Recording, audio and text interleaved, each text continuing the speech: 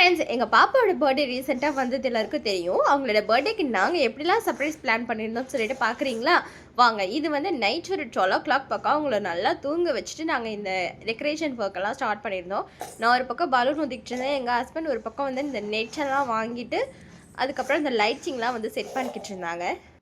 Light போட்டதுக்கப்புறம் எவ்வளோ சூப்பராக இருக்குது இல்லைங்களா இடம் பார்க்குறதுக்கே.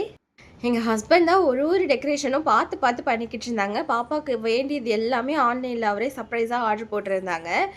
அவங்களோட ஃபுல் டெக்கரேஷன் தான் இந்த ஒர்க் எல்லாம் சொல்லலாம். பாப்பா நல்லா தூங்கிட்டு இருந்தாங்க. எந்த ஒரு டிஸ்டர்பன்ஸும் கிடையாது. நாங்களும் எங்களால் முடிஞ்ச அளவுக்கு ரொம்ப குவைட்டாக தான் அந்த ரூமை வந்து ரெடி பண்ணிக்கிட்டு இருந்தோம் அப்படின்னு சொல்லலாம். இது வந்து ஹாப்பி பர்த்டே அப்படின்னு சொல்லிட்டு அந்த டேக் ஒன்று, இந்த நெட்டு, அந்த லைட், அதுக்கப்புறம் பலூன், இந்த டேகு எல்லாமே வந்து ஒரே பேக்கேஜாக 132 ருபீஸ்க்கு வந்து இருந்துச்சு. ஹஸ்பண்ட் ஆர்டர் போட்டிருந்தாங்க ஆன்லைனில். இந்த மாதிரி தாங்க ஓவரால் லுக் இருந்துச்சு.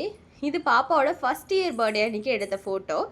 லைட்லாம் செட் பண்ணதுக்கப்புறம், இந்த ஹாப்பி பர்த்டேலாம் செட் பண்ணதுக்கப்புறம் மேடம் எப்படி படுத்து தூங்குறாங்க அப்படின்னு பாருங்கள். Happy birthday to you, happy birthday to you, happy birthday to dear Loshita, happy birthday to you. Next day morning வந்து 7:30 போல் வந்து அவங்க எழுந்திருக்கிறதுக்குள்ளேயே கடை நாங்கள் செட் பண்ணி வச்சுட்டோம். இந்த கேக், சாக்லேட்டு, நாங்கள் கிஃப்ட் பேக் பண்ண எல்லாத்தையுமே பார்த்துட்டு மேடம்க்கு செம ஷாக்கு. என்ன பண்ணுறதுனே அவங்களுக்கு தெரியல. சிரிக்கிறதா அழறதா அப்படி ஒரு சுச்சுவேஷனில் இருந்துகிட்டு இருந்தாங்க. பட் ஓவரால் ஓகே ஆகிட்டாங்க. அதுக்கப்புறமா பலூன் பார்த்ததுக்கப்புறம் ஒரே குஷி. நாங்கள் கிஃப்ட்டை ஓப்பன் பண்ணுவாங்கன்னு பார்த்தா மேடம் எழுந்ததும் கிடக்குறேன்னு சாக்லேட் எல்லாம் எடுக்க ஆரம்பிச்சிட்டாங்க. எடுத்து அவங்க அப்பாவோட சாக்லேட் வந்து ஷேர் பண்ணிக்கிட்டாங்க. நாங்கள் எப்படி கிஃப்ட் பேக் பண்ணோம், அப்புறம் பாப்பா பர்த்டேக்கு நாங்கள் என்னென்ன ஒரு கோவிலுக்கு போயிருந்தோம். அவங்களுக்கு இடைக்கிட பழம் கொடுக்கறதா வேண்டுதல் இருந்துச்சு. அதை நாங்கள் எப்படி பண்ணியிருந்தோம், என்ன ப்ரொசீஜர், இது எல்லாமே டீட்டெயிலாக அடுத்தடுத்த வீடியோஸில் வந்து நான் ஷேர் பண்ணுறேன் கண்டிப்பாக. இது வந்து அவங்களுக்கும் ஒரு ஃப்யூச்சரில் பார்க்கக்குள்ள ஒரு ஹாப்பியாக இருக்கும்.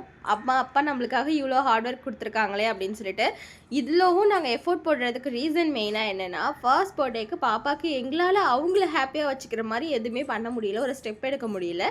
அதனால் நாங்கள் வந்து இந்த பர்த்டேக்கு என்னென்னா, பாப்பா வந்து ஃபுல்லாக ஹாப்பியாக இருக்கணும், அவளை முடிஞ்ச அளவுக்கு ஹாப்பியாக வச்சுட்ருக்கணும்னு சொல்லிட்டு நாங்கள் ஃபிக்ஸ் பண்ணிட்டோம். அதுக்காக தான் அவங்களுக்காக ஒன்று பார்த்து நாங்கள் வந்து பண்ணிகிட்ருந்தோம் அப்படின்னு சொல்லலாம். இந்த மாதிரி உங்கள் லைஃபோட இம்பார்ட்டண்டான பர்சனுக்கு நீங்கள் இந்த மாதிரி சர்ப்ரைஸ் எதுனா கொடுத்துருக்கீங்களான்னு சொல்லிட்டு கமெண்ட்டில் கண்டிப்பாக எங்களோட ஷேர் பண்ணிக்கோங்க.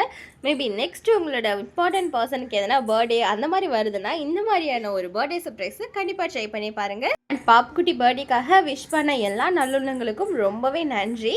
பாப்பாவோட பர்த்டேக்கு இவ்வளோ விஷஸ் நீங்கள் பண்ணுவீங்கன்னு சொல்லிட்டு நான் கொஞ்சம் கூட எக்ஸ்பெக்ட் பண்ணலை. எல்லாருக்கும் ரிப்ளையே என்னால் சரியாக பண்ண முடியல சுச்சுவேஷன் அப்படி.